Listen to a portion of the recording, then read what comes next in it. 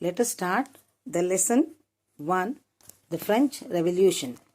Revolution means the social change that took place in the country.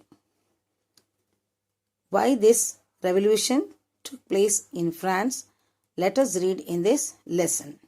On 14th July 1789, the king had commanded troops to move into the city. Rumors spread that he would soon order the army to open fire upon the citizens. The citizens were afraid. Immediately, 7,000 men and women gathered in front of the town hall and decided to form a people's militia. They broke into a number of government buildings in search of arms to protect themselves. Finally, several hundred people marched towards the eastern part of the city and stormed the fortress prison called as Bastille. Bastille, where they hoped to find hoarded ammunition. Underline the word hoarded. Meaning is secret store of something valued.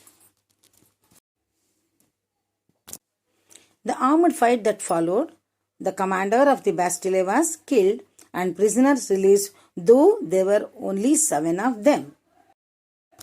Yet the Bastille was hated by all because it stood for the despotic power of the king.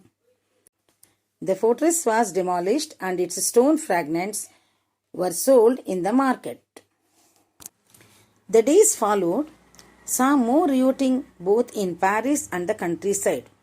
Most people were protesting against the high price of bread because bread is the staple food for the people of France. Much later, when historians looked back into this time, they saw it was the beginning of the chain of events that ultimately led to the execution of the king in France. In 1774, Louis XVI of the Bourbon family of kings ascended the throne of France. He was just 20 years old and married the Austrian princess Marie Antoinette. Upon his accession, the new king found an empty treasure. Why this treasure was empty? Because long years of wars had drained the financial resources of the France. Under Louis XVI of France helped the 13 American colonies to gain their independence from the common enemy Britain. This war further made the treasure empty. The king borrowed the money from the lenders to maintain the armies, to maintain the court, running government offices or universities. Lenders began to charge 10% of interest on loans. This made the king to increase the taxes on the state. Even this measure would not have sufficed. French society in the 18th century was divided into 3 estates and only members of the 3rd estate paid taxes. The society of estates was part of the feudal system that dated back to the Middle Ages. This system is usually used to describe the society and institution of France before 1789. Peasants made up about 90% of the population. Only a small number of them owned the land they cultivated. About 60% of the land owned by nobles, the church and other richer members. These members of the first 2 estates, that is, the clergy and the nobility, enjoyed certain privileges by birth. The most important of these was exemption from paying taxes to the state. The first 2 estates were not paying the taxes to the government. Peasants were obliged to render services to the lord, to work in house and fields, to serve in the army or to participate in building roads. The church extracted its share of taxes called tithes from the peasants. All the members of the third estate had to pay the taxes to the state. These included a direct tax called tally.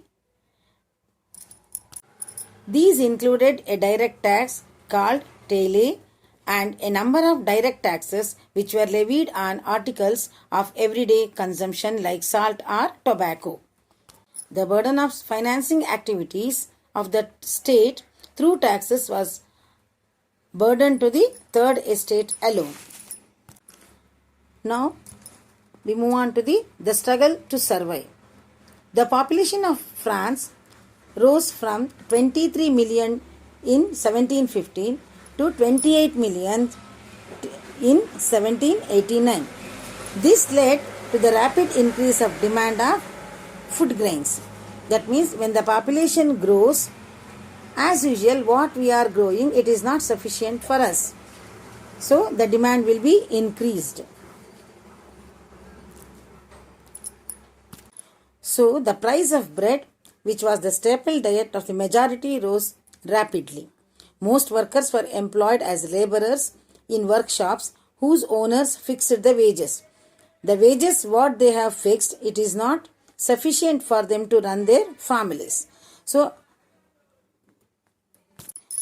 the gap developed between the poor and the rich. The things became worse whenever the drought or hail reduced the harvest.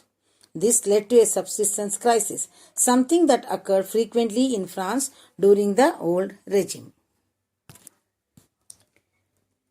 In the past, peasants and workers had participated in revolts against the increase of taxes and food scarcity, but they lacked the means and programs to carry out full-scale measures that would bring about a change in the social and economic order.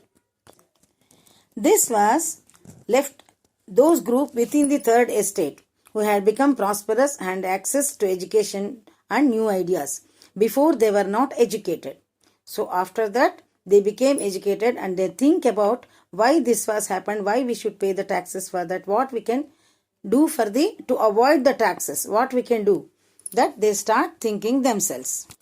The 18th century witnessed the emergence of social group termed the middle class,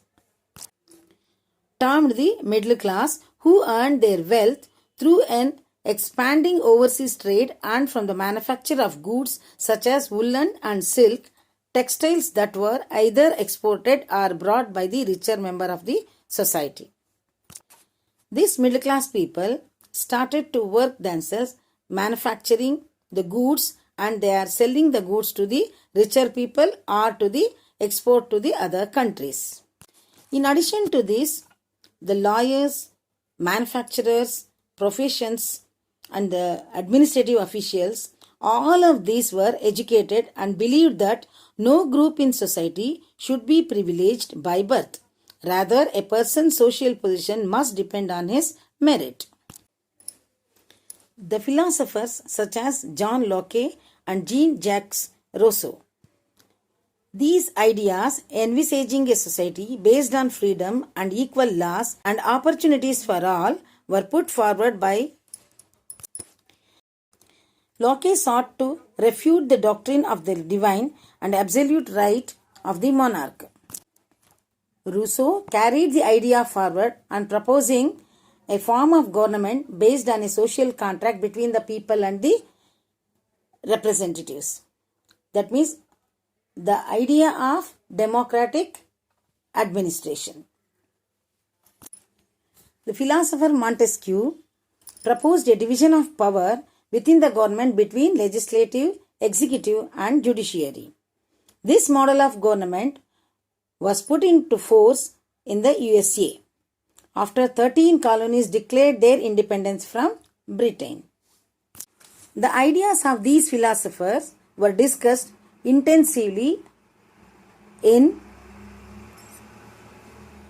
saloons and coffee houses and spread among the people through books and newspapers. That means everybody came to know these ideas of the government.